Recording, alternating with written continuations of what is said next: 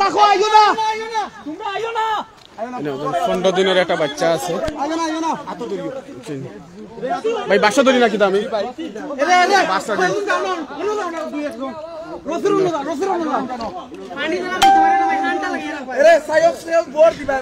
ভাই রশিটারে খুব খেয়ালের মানে আমরা রশিটার আন্ডারে দেখি ভাগে পানির স্রোতের কারণে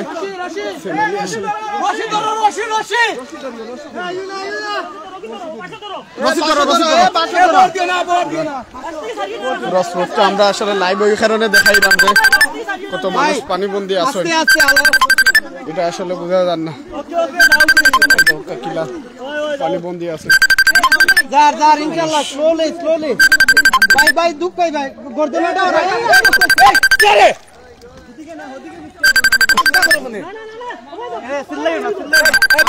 আমার কথা বুঝো বাচ্চা আতঙ্কিত হয়ে যাব